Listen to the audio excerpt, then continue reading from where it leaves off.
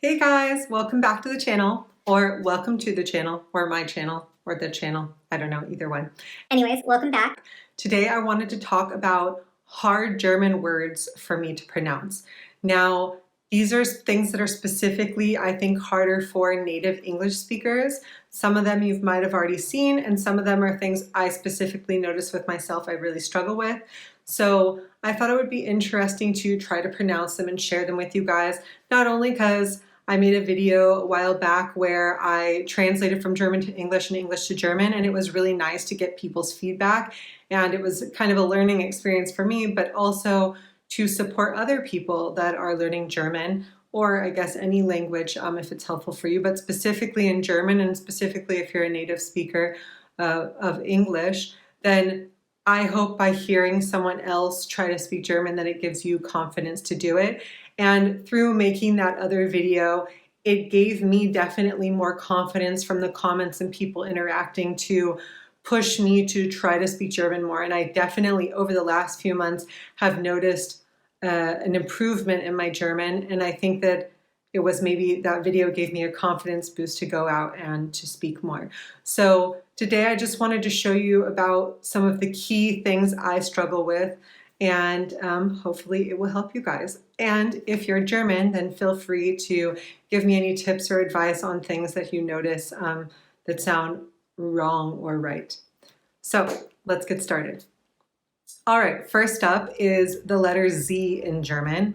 In English, we would pronounce a Z as Z, and when you see it in a word in German, it commonly sounds like a T and an S in English combined, so it sounds like tss. And for me, I think what I built into my memory to really help me to solidify and get better at it, because this is one of the pronunciations that I think that I am better at in comparison to some, is I thought about like when someone hits like a snare on a drum set, and in English, like the way we would mimic this sound, just like in German or English, you have different ways you would mimic like what a cow sounds like. In English, we would say moo, or a cat, we'd say meow. And so for me, the sound of tss sounds like when you're hitting a snare on a drum. So I always think of like tss, tss, tss, tss, tss, tss. And that practicing that like sound was what helped me to get better at pronouncing words where you would see a Z. So I wrote some examples down and I'll read them so you can hear how I pronounce them, and feel free to give me your feedback. So Salz. Oh, and I will put the words in here in German and also what they mean in English for people that don't know, so you can always refer to that. So Salz, or salt in English, Zelt, Zwillinge, Fahrzeug, and this one's a little bit harder because it's 2 times, 22. 22. Maybe I do the sound too strong, I'm not sure.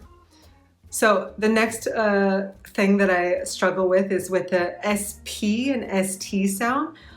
This is also something I think that I've gotten a lot better at over time, and that's because in English, we would pronounce it like sp or st, like street.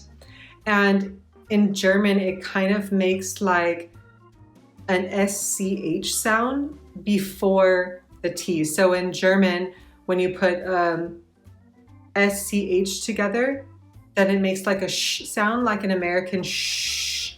And that's the sound that you would put in front of any SP or ST sounds. So for example, Straße, or Strand, or Spiegel, or Schmiegel. I don't know if Schmiegel is the same from Lord of the Rings. I think it's called Herr der Ringe and der Ringe, die Ringe in German, but Schmiegel, in English we say it's Smiegel. I don't know if that's one, I'm curious now. Let me know. Spaß, or Sport.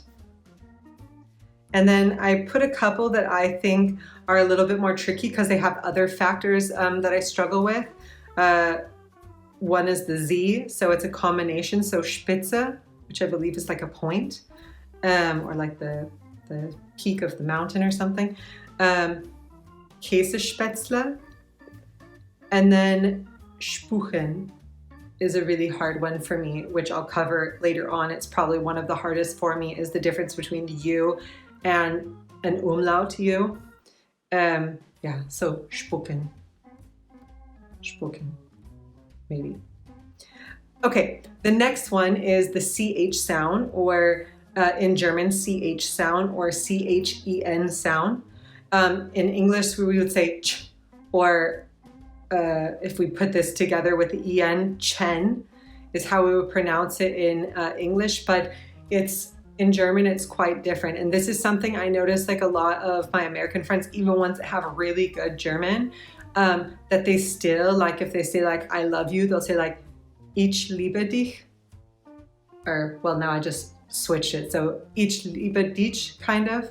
So they'll still kind of keep that like CH, like US or American style English CH sound, like the ch in there. But actually in German, the way I learned it is that it's like a sound, that like actually your teeth are not closing at all. So for me, how I remember to do it, and it really helped, like there's words and stuff that I found in a book that gave examples, but what always really helped me is I just imagine like when a cat gets angry and it goes and it like hisses at you, and that like how your mouth sits when a cat goes it's kind of similar to that structure in your mouth.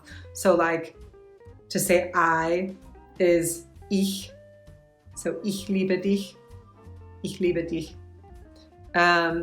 Or Milch, or for some reason this one is a little bit harder for me, but echt, like echt, really? I don't know what about it is a little bit harder to put the vowel sound together with the CH sound, but anyways, echt, or recht, like rechts abbiegen, rechts abbiegen. So that combination for some reason is really hard. Rechts abbiegen. And then a couple other ones that are a little bit more struggle for me is Brötchen, like the dinner rolls, or like little breads, or like breakfast rolls, because it has the combination of the O with the umlauts with the CH sound, so Brötchen. And this is a very word that's famous for being hard for English speakers in German, is Eichhörnchen, which is a squirrel. And it has like the two CHs in it, which makes it really hard, plus the umlaut O. So Eichhörnchen, Eichhörnchen. Yeah. Okay, next one. This is, as I said, one of my struggle pieces. I have two strong struggle pieces. This is one of them, is I put both just O and U. So O without or with the umlauts, and U with and without the umlauts, or umlaut. It's just a really struggle. I think like if someone in the beginning, when my husband would try to correct me on it, especially with the U's, I could not hear the difference. And this was the hard part. And like recently, I just was listening to a YouTuber, I think her name is Feli from Germany. She's a German girl who lives in Cincinnati, Ohio. And she did a video a few years back where she discussed the topic of the O and the U. And I remember before I could not place the difference. And recently when I went and watched that video, I could like clearly hear the difference now, and also see the difference in how she placed her mouth. But in the beginning, it was so hard for me. Like I couldn't even hear it. And it was like a big struggle for me. So it has gotten better, but I definitely get them confused. I think that's part of it, is like certain words, if I separate or I hear them back to back, I can hear the difference and I can do it or mimic it. But then if I have to go and put it in a sentence, my brain is like, which one is it? I don't know, especially with words that I don't speak very often. So like, for example, because these are two words that I use really often, is the words for already and beautiful in German, which is schon und schon, schön and schön, schön und schon. Nope. Schön is beautiful and schon is already. Schön und schön. And she said it in the video, like it's like and like the mouth just moves slightly down. Schön is beautiful, and schon is like it already happened. As you can see, it's a big struggle for me. Or another one is like Österreich, so like the country of Austria, or Ofen, like a herd, like an oven. Yeah, so those are definitely struggles, and still, especially in sentences, are really big struggles for me. Another one that I mix up a lot, and it's like a really big struggle, is the difference between Kuchen and Küche, which I still don't know if I say it right. So like der Kuchen and die Küche. So like the cake and the kitchen are really hard. So Kuchen and Küche is how I would try to pronounce it. And then another one with you is without the umlauts is Umwelt, which I think is environment, if I'm correct, like the world environment. And Übersetze, so Umwelt and Übersetze, which I think is also like the O is like a slight movement down. But as you can see, it's a really big struggle. So a few more words I wrote down, and I'll just read off so you can hear it, is müssen, like I must do it. Oopsla, my camera died, so sorry for the weird break in the video. Okay, so the last words are süß, fuss, and bös. So the switching, as you hear, between the U and the umlaut U is really hard. Okay, let's continue. The last one I have is ELN endings. So this is a really hard one for me. I haven't seen, like, if I read about things that are hard for English speakers, if I try to work on them, this is something I never see, but it's something I personally really struggle with. It's easy to say N, but when it's in combination with a word, then it becomes really hard for me. So for example, the word for almond in German is Mandeln, and I think I've gotten better at it. In the beginning, I would say like Mandeln because I couldn't fluidly put it together, but I do think it's gotten better. So Mandeln, Kartoffeln, Zwiebeln, all foods, but yeah, it's really hard for me to fluently do it. And in my head, I have to like build like a road kind of in my head to be able to do it.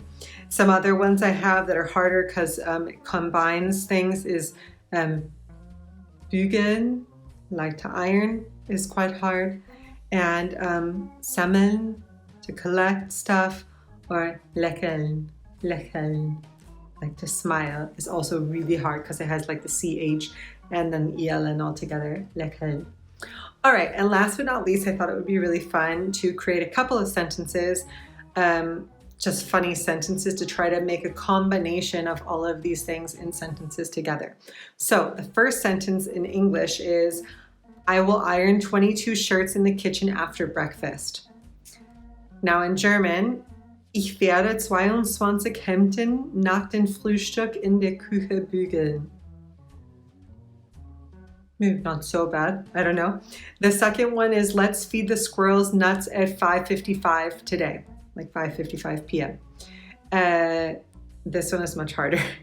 Füttern wir heute 5:55 Uhr die Eichhörnchen mit Nüssen. So, as you can see, it's a big struggle, but we're here to learn and to get through this. So I hope you guys enjoyed this video. I would really like to make more videos practicing German and working on it, in hopes that it makes other English speakers or non-English speakers learning German to feel more comfortable to put themselves out there and just practice. Because I think that was my issue for a really long time, is putting myself out there and feeling comfortable to sound not smart, or for people not to understand me. But if you don't put yourself out there, you're not going to get better. So my hopes is that you will get better. And also, It's really nice to be able to have these conversations with everyone and have Germans give me feedback, native Germans give me feedback, and it makes me feel more confident to try, and I would love to continue to push myself. Plus, it has been more enjoyable these few times to be able to speak German in videos than I thought, so who knows, maybe in the future I will do some videos in German, fully in German. Alrighty, you guys, thank you. I hope this video was interesting for you, and I will see you in the next one. Tschüss!